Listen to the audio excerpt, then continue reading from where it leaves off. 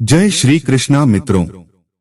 दोस्तों, स्वागत है आपका हमारे YouTube channel new motivation life के एक और नए वीडियो में। मित्रों, भगवान श्री कृष्ण की कृपा सदा आप सभी पर बनी रहे। उम्मीद है आप पहले दिन से ही हमारे चैनल पर विशाख मास मातमी की कथाएं सुन रहे हैं और अंतिम अध्याय होने तक कथाएं जरूर सुनेंगे।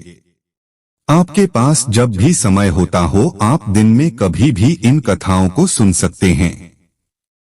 दोस्तों, वीडियो में आगे बढ़ने से पहले आप सबसे निवेदन है कि यदि आपने अभी तक हमारे चैनल न्यू मोटिवेशन लाइफ को सब्सक्राइब नहीं किया है तो सब्सक्राइब कर ले और वीडियो को लाइक करके कमेंट में जय श्री नारायण जरूर लिखें।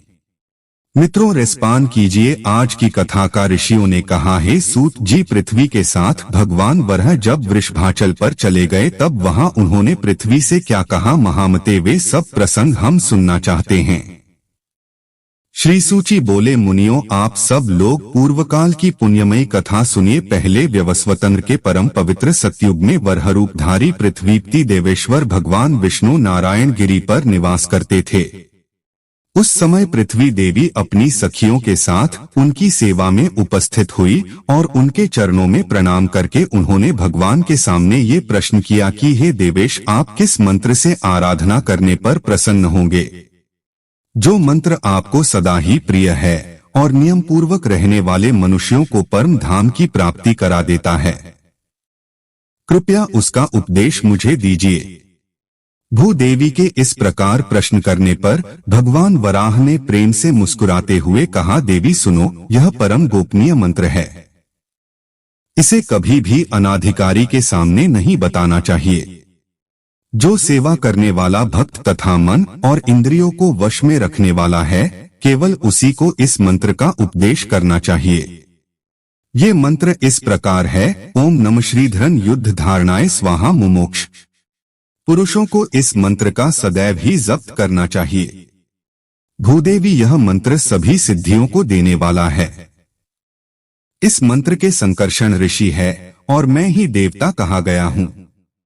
इसका छंद पंक्ति है, श्री बीज है। सद्गुरु से इस मंत्र की दीक्षा लेकर इसका 4 लाख बार जप करना चाहिए और घी तथा शहद मिलाए हुए खीर से हवन करना चाहिए। अब मैं अपने स्वरूप का ध्यान बतला रहा हूँ जो अंतःकरण को शुद्ध करने वाला है। हे समुद्र वसने मेरे अंगों की कांति शुद्ध स्फटिक गिरि के समान श्वेत हैं। खिले वे लाल कमल दलों के समान सुंदर नेत्र हैं। वराह के समान मुख्य हैं। स्वरूप सौम्य हैं, 4 भुजाएं हैं। मस्तक पर किरीट शोभा पाता है। वक्ष स्थल में श्रीवत्स का चिन्ह है। हाथों में चक्र, शंख, अभय, दायनी मुद्रा और कमल सुशोभित हैं। मेरी बाई जांग पर तुम बैठी हो। मैंने लाल पीले वस्त्र पहनकर लाल रंग के ही आभूषणों से अपने आप को विभूषित किया हुआ है। श्री कच्छप के पृष्ठ के मध्य भाग में शेषनाग की मूर्ति है। उसके ऊपर सहस्त्रदल कमल का आसन है और उस पर मैं विराजमान हूँ। इस प्रकार ध्यान करके जो भी मनुष्य सदा अष्टोत्तर मंत्र का जप करता है वह संपूर्ण कामना को पाता है और अंत में निश्चय मोक्ष प्राप्त कर लेता है। ये सुनकर पृथ्वी देवी ने फिर से प्रश्न किया है, देव पूर्व काल में किसने इस मंत्र का अनुष्ठान किया है और उसे किस फल की प्राप्ति हुई है। तब भगवान वराह कहने लगे, देवी पहले कृतयुग में धर्म नामक महात्मा मन्नु ने ब्रह्मा जी से इस मंत्र को प्राप्त किया और इसी पर्वत पर उसका जप करके मेरा प्रत्यक्ष दर्शन पाया। फिर मुझसे अभिश्र वरदान प्राप्त करके वे मेरे पद को ही प्राप्त हो गए। पूर्व काल में इंद्र दुर्वासा के शाप से स्वर्ग भ्रष्ट हो गए थे। उस समय इसी मंत्र से यही मेरी आराधना करके उन्होंने पुनः स्वर्ग राज्य प्राप्त कर लिया। भूदेवी, अन्य मुनियों ने भी इस मंत्र का जप करके परम गति प्राप्त की है। सपा के स्वामी अनंत ने कश्यप जी से इस मंत्र को पाकर श्वेत द्वीप में इसका जप किया और उसी से अद्भुत शक्ति पाकर वे पृथ्वी को धारण करने में समर्थ हुए हैं। इसलिए पृथ्वी की अभिलाषा रखने वाले मनुष्यों को इस लोक में सदा ही इस मंत्र का जप करना चाहिए। भगवान वराह कहते हैं, महादेवी पृथ्वी में तुम्हें एक पवित्र इतिहास सुनाता हूँ, सुनो। व्यवस्वत मनमंतर के आदि सतयुग में वायु देवता का बड़ा भारी तप देखकर लक्ष्मी निवास भगवान श्री विष्णु देवी और भूदेवी के साथ स्वामी पुष्करणी के तट पर आए। इसके दक्षिण तट पर परम पवित्र आनंद नामक विमान में वे श्री लक्ष्मीकांत श्री विष्णु सदा वायु देवता का प्रय करते हुए निवास किया करते थे। तभी से कार्तिकेय जी द्वारा निरंतर पूजित होकर भगवान ऋषिकेश इस विमान पर अदृश्य भाव से रहते हैं और आगे भी रहेंगे। पृथ्वी ने कहा, मनुष्यों की दृष्टि से न आने वाले भगवान विष्णु किस प्रकार उन्हें यहाँ प्रत्यक्ष दिखाई देंगे, ये भी बताइए। तब भगवान वराह कहने लगे, देवी महर्षि अगस्त ने इस पर्वत पर आकर सनातन देव भगवान विष्णु का दर्शन किया और 12 वर्षों तक कठिन आराधना करके उन्हें बारंबार प्रसन्न किया। इसके बाद भगवान से ये याचना की, प्रभु आप सदा यहाँ निवास करें और सभी लोगों को आपका प्रत्यक्ष दर्शन होता रहे। उनके ऐसा कहने पर श्री भूदेवियों के साथ भगवान विष्णु इस प्रकार बोले कि देवर से मैं तुम्हारे संतोष के लिए यहाँ समस्त देहधारियों को प्रत्यक्षदर्श दर्शन देता हुआ निवास करूंगा, परंतु यह विमान कभी किसी को दिखाई नहीं देगा। भगवान का ये वचन सुनकर अगस्त मुनि प्रसन्न होकर अपने आश्रम को चले गए। तब से भगवान विष्णु मुनियों के ही ध्यान में आने वाले इस विमान पर मनुष्य आदि प्राणियों की दृष्टि के विषय होकर चतुर्भुज रूप से निवास करते हैं और आगे भी निवास करते रहेंगे। स्कंद स्वामी सदा उनकी आराधना करते हैं और वायु देवता सेवा में तत्पर रहते हैं। एक समय की बात है, मित्रवर्मा की मनोरमा धर्मपत्नी के गर्भ से आकाश नामक पुत्र हुआ जो अपने कुल का आभूषण था। शक वंश में उत्पन्न धरणी नाम वाली कन्या राजकुमार आकाश की धर्मपत्नी हुई। राजा मित्रवर्मा ने अपने उस पुत्र को राज्य का सारा भार सौंपकर खुद वेंकटाचल के पास पवित्र तपोवन को प्रस्थान किया। राजकुमार आकाश महान चक्रवर्ती राजा हुए। वे एक पत्नी व्रती थे। केवल अपनी धर्म पत्नी धरणी के प्रति ही उनका मन अनुरक्त था। एक दिन उन्होंने यज्ञ करने के लिए आर्णी नदी के किनारे भूमि का शोधन कराया। जब सोने के हल से पृथ्वी ज्योति जाने लगी, तब बीज की मुट्ठी बिखेरते समय राजा ने देखा कि पृथ्वी से कन्या प्रकट हुई है जो कमल की शैया पर सोई हुई है। वह बड़ी सुंदरी और समस्त शुभ लक्षणों से संपन्न थी। सोने की पुतली सी शोभा पा रही थी। उसे देखकर राजा के नेत्र आश्चर्य से खिल उठे। उन्होंने उसे तुरंत गोद में उठा लिया और ये मेरी ही पुत्री है, ऐसा कहकर मंत्रियों के साथ बड़े प्रसन्न हुए। ठीक उसी समय आकाशवाणी हुई कि राजन, वास्तव में यह तुम्हारी ही पुत्री है। इस सुंदर नेत्र वाली कन्या का तुम ही पालन पोषण करो। आकाशवाणी की बात सुनकर राजा के मन में और भी प्रसन्नता हो गई। फिर उन्होंने अपने नगर में बड़ी धूमधाम से प्रवेश किया और महारानी धरणी देवी को बुलाकर कहा, प्रिय भगवान की देवी अपनी कन्या है, जरा इसे देखो तो ये पृथ्वी से प्रकट हुई है। हम दोनों ही संतानहीन हैं। हमारे लिए अब यही हमारी पुत्री होगी।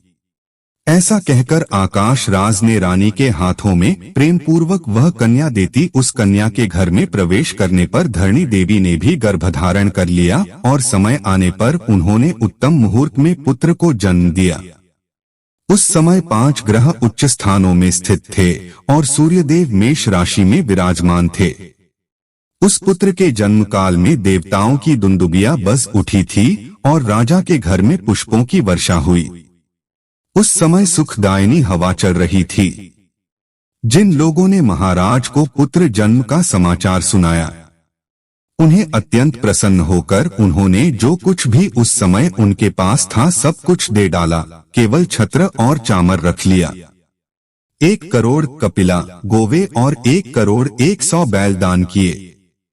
12 दिन का पुण्य मुहूर्त आने पर उन्होंने जात कर्माधिकारी संपन्न की और खुद ही पुत्र का नाम वसुधाम रख दिया। पृथ्वी देवी आकाश राज का पुत्र वसुदान ही सुंदर था। वे बालक प्रतिदिन शुक्ल पक्ष के चंद्रमा की तरह बढ़ने लगा। वेदों के पारंगत विद्वान गुरुजनों ने उस विनयशील कुमार का उपनयन संस्कार किया। पिता से ही उसने मंत्रपूर्वक अस्त्र शस्त्रों की शिक्षा पाई, अंग और उपांगों सहित धनुर्वेद के चारों पादों का अध्ययन किया। पृथ्वी देवी ने फिर पूछा, भगवान आपने आकाश राज के पुत्र का नाम बताया, अब ये बताने की कृपा भी करे कि उनकी अयोनिजा कन्या का नाम उस समय क्या रखा गया था। तब भगवान वराह मुस्कुराकर कहने लगे, देवी बुद्धिमान आकाशराज ने उस कन्या का नाम पद्मिनी अर्थात पद्मावती पद्मालया आदि रखा था। धीरे धीरे वह कन्या युवावस्था को प्राप्त हुई। एक दिन पद्मिनी शुक और कोयलों की कलरव से व्याप्त उपवन में अपनी सखियों के साथ घूम रही थी। उसी समय मुनि श्रेष्ठ नारद जी अचानक घूमते घूमते वहीं आ पहुंचे। उन्होंने वन की मूर्ति लक्ष्मी की तरह उस कन्या को देखकर बड़ी हैरानी से पूछा, भीरू तुम कौन हो, किसकी कन्या हो? मुझे अपना हाथ तो दिखाओ। यह सुनकर पद्मिनी ने नारद जी से कहा है, ब्राह्मण मैं आकाश राज की पुत्री हूँ, मेरे लक्षण बताइए। नारद जी बोले, सुंदरी सुनो, तुम्हारा मस्तक गोलाकार और सम है, इसके ऊपर चिकने और लंबे बाल शोभा पा रहे हैं। तुम्हारा मुख मंद मुस्कान से सुशोभित है और तुम्हारे अधर बिंबा फल के समान लाल है। इस प्रकार तुम्हारा ये मुख भगवान विष्णु के ही योग्य है, ऐसा मेरी बुद्धि का निश्चय है। तुम क्षीर सागर से प्रकट हुई साक्षात लक्ष्मी जी के समान दिखाई देती हो। भगवान वराह कहते हैं। ऐसा कहकर नारद जी पद्मिनी और उसके सखियों द्वारा सम्मानित होकर वहीं से अंतर ध्यान हो गए।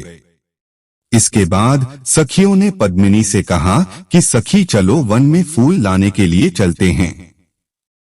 ऐसा कहकर आकाश राज की कन्या के साथ बेसखियां वन में गई और फूलों को तोड़ती हुई इधर उधर घूमने लगी। फिर वे सब सखियां एक वनस्पति के नीचे जा बैठीं। उसी समय उन्होंने चंद्रमा के समान श्वेतवर्ण वाले एक ऊंचे घोड़े को देखा। उसके ऊपर श्याम वन का पुरुष सवार था, जिसकी आकृति और कांति कामदेव को भी लज्जित कर रही थी। उसकी विशाल नेत्र पद्म पत्रकार कानों के पास पहुंचे हुए थे। उन्होंने एक हाथ में दिव्यांग धनुष और दूसरे में सोने का बाण धारण कर रखा था। उसका कटी प्रदेश पीले रंग के रेशमी वस्त्रों से ढका हुआ था। शरीर का मध्य भाग बहुत ही सुंदर था। वह रत्न निर्मित कंगन, बाजूबंद और करधनी से सुशोभित था। उसकी छाती चौड़ी थी, जिससे उस पुरुष की दक्षिणावर्त नाभि और भी अधिक शोभा पा रही थी। उसका बायां कंधा स्वर्णमय यज्ञोपवीत से चमक रहा था। इस प्रकार उस तरुण का सुंदर रूप मन को मोह लेने वाला था। उसे देखकर वे सब सखियां चकित हो गईं। वह गुड़ सवार एक भेड़िए को ढूंढता हुआ वहां फूल तोड़ने वाली स्त्रियों के सामने आया और उनसे पूछने लगा कि इधर कोई भेड़िया आया है क्या? स्त्रियों ने तुरंत उत्तर दिया कि तुम धनुष धारण करके हमारे मन में क्यों आए हो? यहाँ के सभी मृत अवध है, अर्थात कोई भी यहाँ के हिरणों को नहीं मार सकता। आकाश राज के द्वारा सुरक्षित इस वंश से शीघ्र ही बाहर निकल जाओ। उनकी यह बात सुनते ही वह घुड़सवार घोड़े से उतर पड़ा।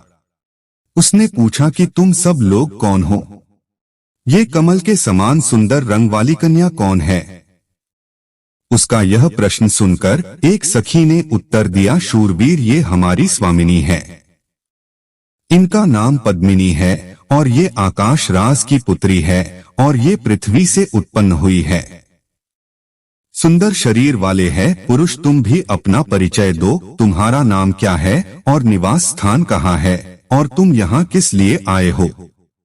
सखियों के इस प्रकार पूछने पर उस पुरुष ने मंद मुस्कान वाले मुख से इस प्रकार कहा, मेरे नाम अनंत है।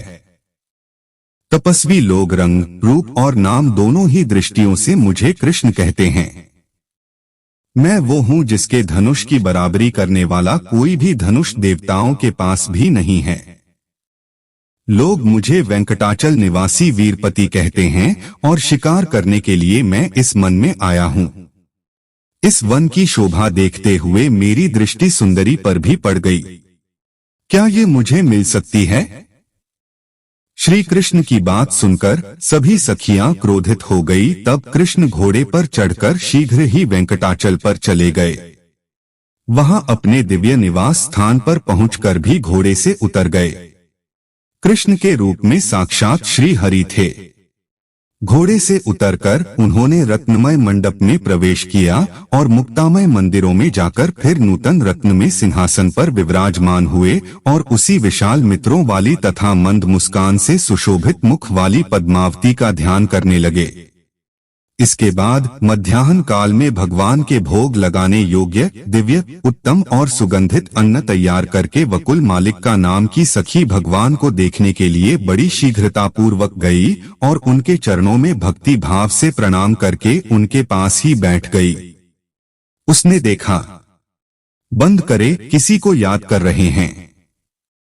तब वो सखी ने कहा, देव देवेश्वर उठिए, पुरुषोत्तम आपके लिए बहुत उत्तम रसोई तैयार की गई है। माधव अब भोजन के लिए पधारिए। तब श्री भगवान बोले, सखी प्राचीन काल की बात है, पवित्र त्रेता युग में जब मैंने रावण का वध किया था, उस समय वेदवती नाम वाली एक कन्या ने लक्ष्मी जी की सहायता की थी। लक्ष्मी राजा जनक के यहाँ पृथ्वी से उत्पन्न होकर सीता के रूप में निवास करती थी। फिर मुझसे विवाह होने पर जब वे मेरे साथ वन में गई, तब एक दिन पंचवटी में मारीच नामक राक्षस का वध करने के लिए मैं आश्रम से बाहर गया। मेरा छोटा भाई लक्ष्मण भी सीता जी के कहने से ही मेरे पीछे पीछे आ गया। इसके बाद राक्षस राज रावण सीता को हराकर ले जाने के लिए मेरे आश्रम के पास आया। उस समय मेरे अग्निहोत्र ग्रह में विद्यमान अग्निदेव रावण की वैसी चेष्टा जानकर सीता जी को साथ लेकर पाताल में चले गए और अपनी पत्नी स्वाहा की देखरेख में सीता जी को सौंपकर लौट आए। पूर्व काल में कल्याणमयी वेदवती को एक बार उसी राक्षस ने स्पर्श कर लिया था, जिससे दुखी होकर उसने जलती हुई अग्नि में अपने शरीर को त्याग दिया। उस समय उसी वेदवती को रावण का संगार करने के उद्देश्य से अग्निदेव ने सीता के समान रूप वाली बना दिया और मेरी पनकुटी में सीता जी के स्थान पर उसे लाकर छोड़ दिया। रावण ने उसी का अपहरण करके लंका में लाभ उठाया। इसके बाद रावण के मारे जाने पर अग्नि परीक्षा के समय उसी वेदवती ने अग्नि में प्रवेश किया। उस समय अग्निदेव ने स्वाहा के समीप सुरक्षित जनक नंदिनी सीतारूपा लक्ष्मी जी को लाकर पुनः मेरे हाथ में दिया और इस प्रकार कहा कि देव, यह वेदवती सीता का परंपरे करने वाली है, इसलिए आप इसे वरदान देकर प्रसन्न करें। अग्नि की यह बात सुनकर कल्याणमयी सीता जी ने भी मुझसे कहा कि प्रभु, यह वेदवती सदा मेरा प्रिय कार्य करने वाली है। यह उच्च कोटि की भागवत भक्त है, इसलिए आप स्वयं ही संगीतकार करें। तब मैंने कहा कि देवी, मैं कलयुग में तुम्हारे कहे अनुसार ही कार्य करूंगा। तब तक ये देवताओं से पूजित होकर ब्रह्मलोक में निवास करें। इसके बाद पृथ्वी से उत्पन्न होकर ये आकाशराज की पुत्री होगी। सखी, इस प्रकार मैंने और लक्ष्मी जी ने पूर्व काल में जिसे वरदान दिया था, वे सुंदरी इस समय नारायणपुर में पृथ्वी से प्रकट हुई हैं। वह लक्ष्मी के समान ही सद्गुणवती हैं। उसके नेत्र कमल के समान परम सुंदर हैं और आज जब मैं शिकार खेलने गया हुआ था, तब वह मेरी देखने में आई थी। वो अपने ही समान सुंदरी सखियों के साथ वन में फूल तोड़ रही थी। हे बकुल मालिके, तुम वहां जाकर उस कन्या को देखो और ये जान लो कि वह अपने अनुपम रूप और लावण्य इसे इस प्रशंसा के लायक हैं भी या नहीं। तब वकुल मालिका सखी देवाधिदेव भगवान को प्रणाम करके गुंजा के दाने के समान लाल रंग वाले घोड़े पर सवार हुई और उनके बताए हुए मार्ग से चल दी। रास्ते में अनेक प्रकार के हिरणों, पक्षियों और वृक्ष लताओं को देखती हुई और बार बार प्रसन्न होती हुई वह आरणी नदी के पश्चिम तट पर जा पहुंची। फिर वहां पर जाकर उसने जो कुछ देखा और उसके बाद जो कुछ भी हुआ, उसका वृतांत आप सभी अगले अध्याय में सुनिएगा। उम्मीद है आज की ये कथा आपको पसंद आई होगी। दोस्तों, मिलते हैं फिर एक नए वीडियो के साथ। वीडियो को पूरा देखने के लिए बहुत बहुत धन्यवाद।